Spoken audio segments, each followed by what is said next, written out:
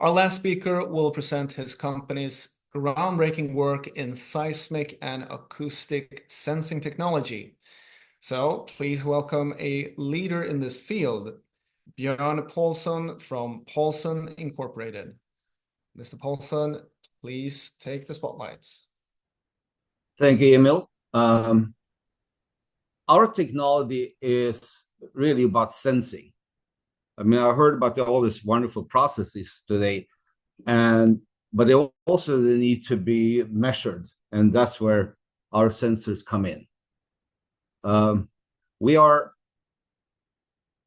developing, I would say, mostly optical sensors, and the sensors we have are focusing on seismic or vibration, which is our own proprietary technology. We have optical pressure sensors, but we also apply acoustic, strain, and temperature sensors, which are distributed sensors, and combine that with our point sensors. And we apply these sensors to underground gas storage, greenhouse gas, green hydrogen, carbon capture and storage, enhanced oil and gas recovery, and enhanced geothermal systems.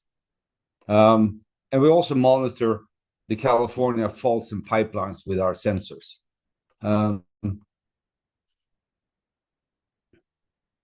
So our optical sensor technology, vector sensor, we deployed 960 vector sensors in vertical and horizontal borehole. That's a world record of the large arrays we have deployed.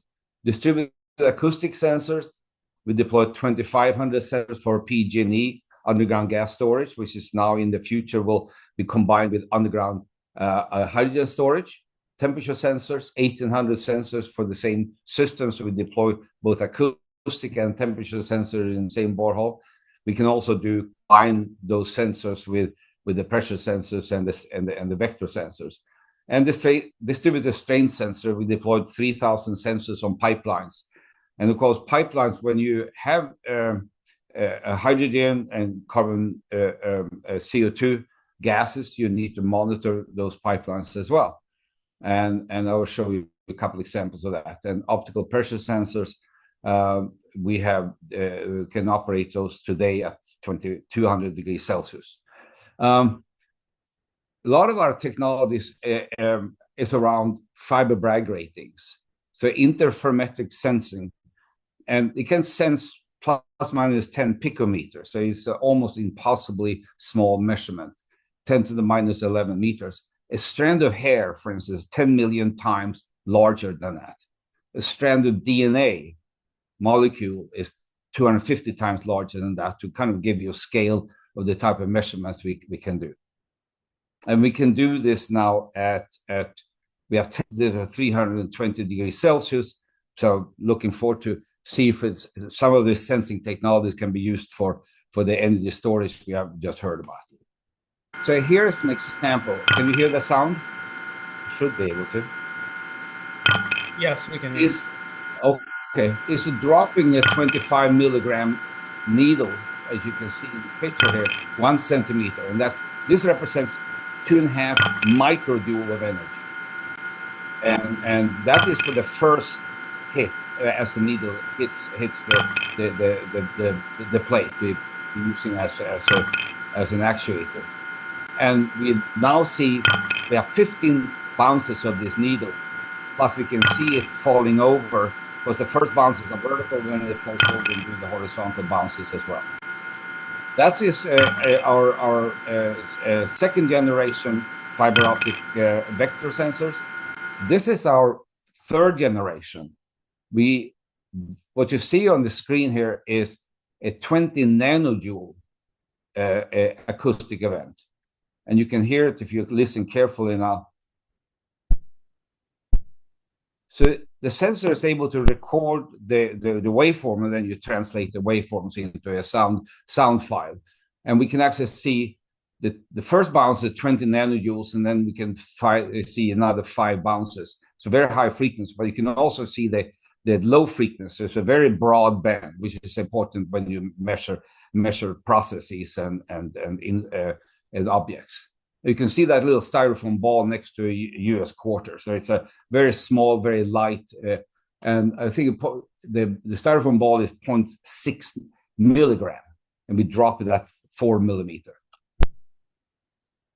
So we also have the pressure sensors, all optical.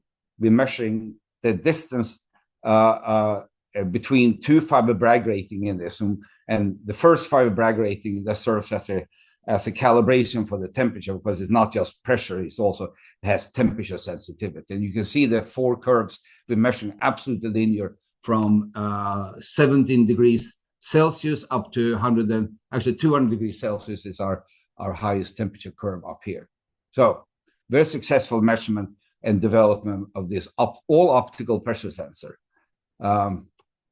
So what we've been working on, I've been working on these type of technologies now. I did my PhD in geophysics from UC Berkeley, 1984, and then joined Chevron. So I've been working with underground characterization monitoring for a lot of years now at this point. So here's our system with the vector sensors. We're deploying that for a carbon storage project, because it's not just about capture the CO2 and transport it to the site. You need to pump it into the underground to store it, to get it away from the air, to kind of lower the carbon in the air. And in terms of business part, Department of Energy estimates that we will be drilling 15,000 wells a year for the next 30 years to have enough boreholes to inject the CO2 we capture into the subsurface. So you can see our deployment system. Here's our 3-component all optical vector sensors, and with our deployment system, which we also developed. This is the project we did for Battelle a few years ago. We installed our sensors about 2,500 feet down into this horizontal borehole, about 2 kilometers, and then listened to their injection of CO2 in another borehole. And we recorded about 500,000 microseismic events at a very small magnitude. The smallest one was down to the magnitude -5, which is it's a very tiny event. So you can see, actually, we then translated our data into a sound file. What you hear now is the fluid flow in fractures in the carbonate. So we can actually, this is the first time I think this has been recorded. We can now actually track where the CO2 is going into the subsurface, which is important in order to verify that we indeed have stored it and it remains into the ground. So tracking the fluid flow of the CO2 is a critical process. And when we plot the injection pressure we got from Battelle together with our microseismic events, and you can see an absolute tracking of the two measurements, the microseismic events versus pressure. We can see that when they're putting the booster pump to inject more CO2 into the ground, a couple of days later we see the kickoff of the microseismic events as well. So it again proves that we can indeed monitor the CO2 injection in the subsurface. And here are some of the waveforms. Being a seismologist, I like waveforms, as you can see there. And they are up to 2 kilohertz. A geophone, which is the legacy sensor technology, typically doesn't go much above a couple of hundred hertz. So not only is it 100 times as sensitive as a geophone, it also has at least 10 times the frequency bandwidth, both on the low side as well as on the high side. So one of my favorite projects, actually, and I started this, actually, I did a geothermal project when I was at Chalmers in Gothenburg in the 70s, doing hot, dry rock up in the Bohuslän along the coast in Sweden. But in the United States here, the geothermal resources are really on the left side of the country. You see it's California, Nevada, Arizona, up in the Wyoming and Oregon and Washington as well. And there's an enormous amount of energy stored below our feet on the west side of the United States. And today we are producing, 1 million megawatt of production. We can double that with geothermal energy if we take is looking for a specific resource, a geothermal resource, and we can do. We're producing today in the United States 4 gigawatts of geothermal energy. We can multiply it by the factor of 625 up to that 2,300 gigawatts. So it's an enormous resource. But you have to go after the super hot EGS. EGS stands for Enhanced Geothermal Systems. 450 degrees Celsius, you have now 40 to 50 megawatt energy production capability. That's compared to the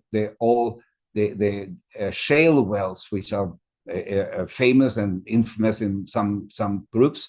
They have 10 megawatt of energy, and they're drilling 12,000 or 20,000 of these wells, no, 12,000 of these wells a year, and so at about $12 million each. So the money is there, the economic resources are there to, once you find the solution to a solution to produce energy, the funding is there. And we have tested our sensors up to 320 degrees Celsius or 608 degrees Fahrenheit. I don't know of another seismic sensor we can go to these temperatures. So we are partially there, but we have our next design will go to 500 degrees Celsius, which should be able to match what's needed for the enhanced geothermal system to make them efficient. You can see our curves, a spectrum of six of the eight of the tests we did from 25 Celsius up to 320 Celsius. And our bandwidth in this particular test was 0 to 6,000 hertz. And you can see the sensor into our high temperature ovens during the test. We also deployed our system in a geothermal field in Coastal in California, in Eastern California. It's on a Navy reserve, and we recorded it down to about a couple of thousand feet. Below that, the borehole was open. I didn't want to put our sensor array down below the casing, just in case the risk. So the data we recorded with being California with lots of earthquakes, and this was a magnitude 0.29 at a depth of 3.5 kilometers. By the way, this is our sensors record much smaller earthquakes than what USGS can record on the surface, but more about that later. So you can see the P waves. These are rotated data.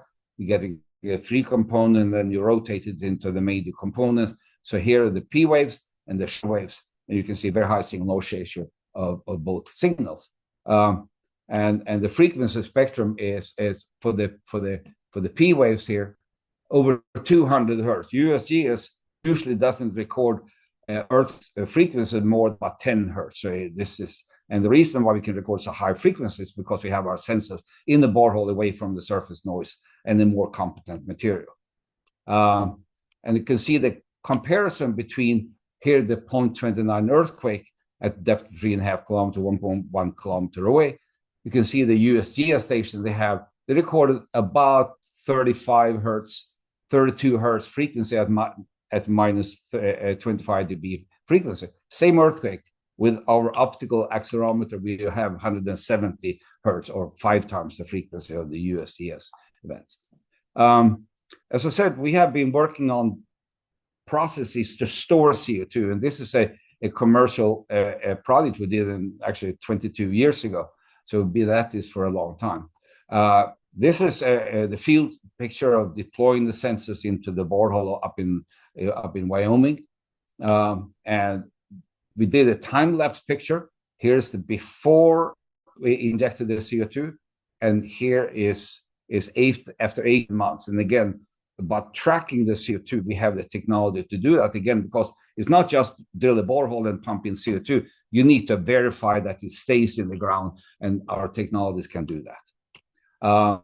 Hayward fault monitoring. This is another interesting project, of course, highly relevant for us who live in California. The tectonics in San Francisco Bay Area and anyone who lives up in the Bay Area should pay particular attention. This is a complex fault system, and there's a lot of text on this slide.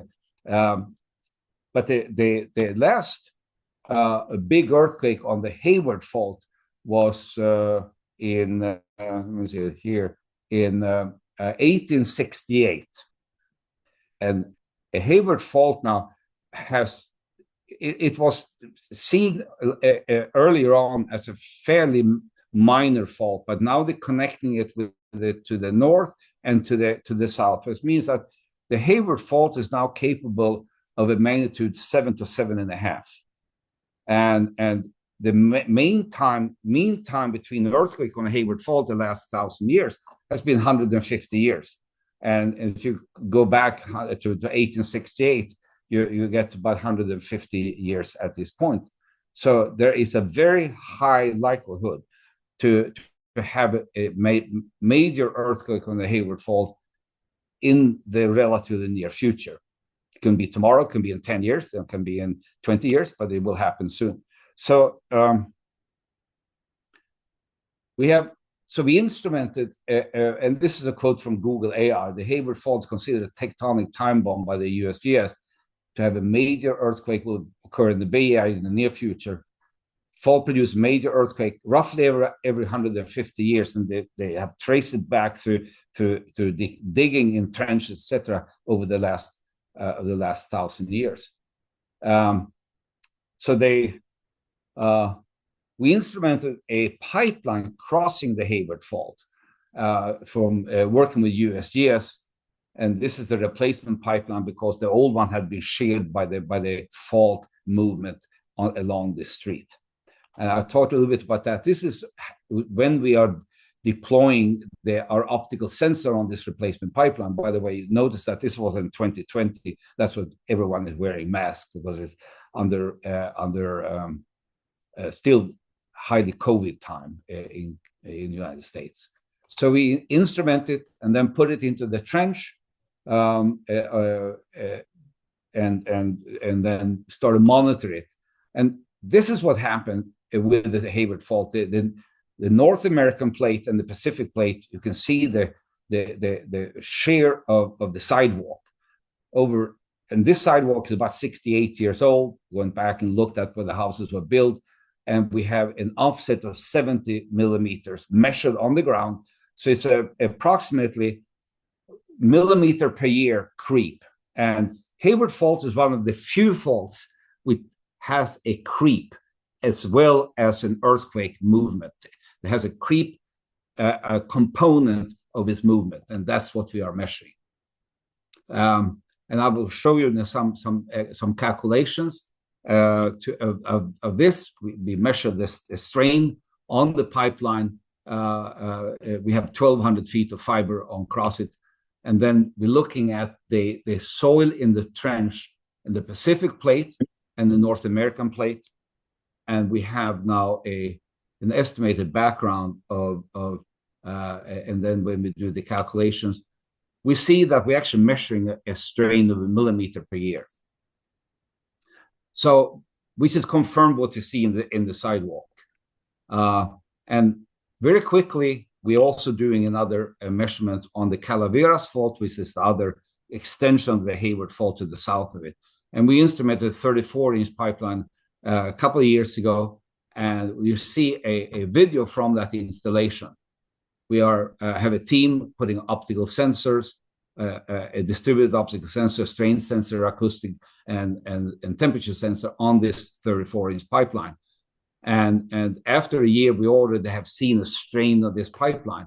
And of course, this is a major natural gas pipeline which comes all the way from Louisiana, goes all the way up to Oregon, Washington. So it's a major infrastructure for natural gas. And of course, we will have the same kind of a pipeline when we capture the CO2 and store it into the subsurface. And we can see now already, this is a map view of the installation. We can also see strain on this pipeline.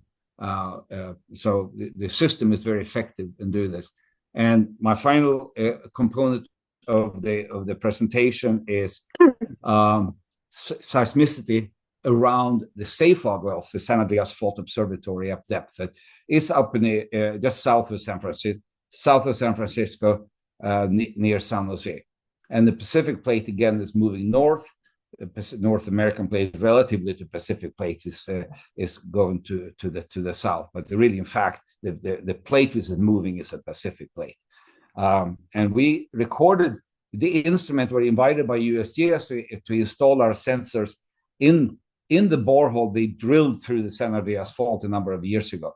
And so we did that, and we left it in there for 11 days and recorded earthquake. And we recorded a large number of earthquakes. In order to locate the earthquake, you have to build a velocity model. So this is a velocity profile in that borehole from the surface all the way down to 3,000 meters. And then we see the plate, we see the USGS hypercenters, and then we see the hypercenters we recorded with our downhole sensors. And USGS recorded in the same period, recorded, I think, about 35 events. And our Paulsson sensor system recorded 140 events, or about four times as many.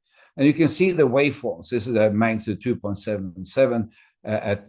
This was done in 19 years, in 2005.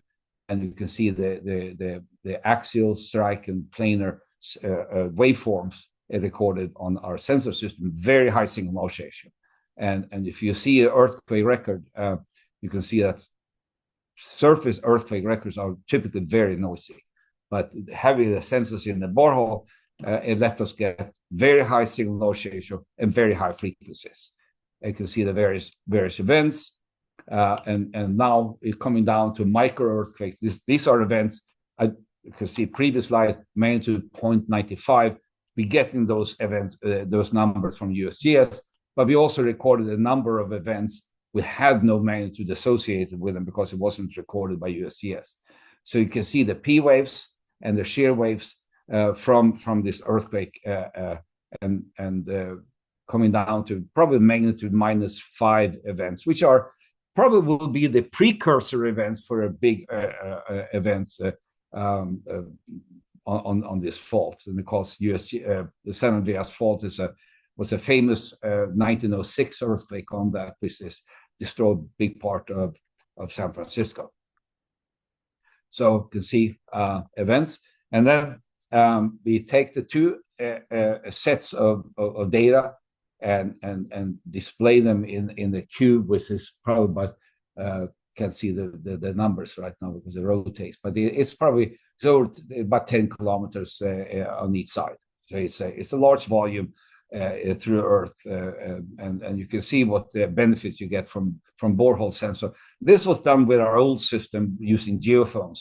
Our new system, which is 100 times as sensitive and higher frequency, deploying this in this borehole, we record probably another couple of orders of magnitude more events, further characterizing and understanding the physical processes around an earthquake fault like a San Andreas Fault. So this is effectively monitor subsurface earthquakes. We must place sensors, pressure, temperature, pressure, strain in the subsurface. And optical sensor, we have no electronic component into the boreholes, are very robust. And we have had, for instance, the system we installed for the PG&E in the underground gas storage facility has now operated for 3.5 years. And so we got generously funded by Department of Transportation, Department of Energy primarily, and California Energy Commission. We received about $30 million in funding the last 15 years on developing the sensor technologies. So thank you so much for your attention, and I'm open for questions. Okay, thank you very much, Björn, for that very interesting presentation. We do not have any questions from the audience so far, so I'm gonna let the audience think for just a few seconds at least, see if anyone has any questions for Björn.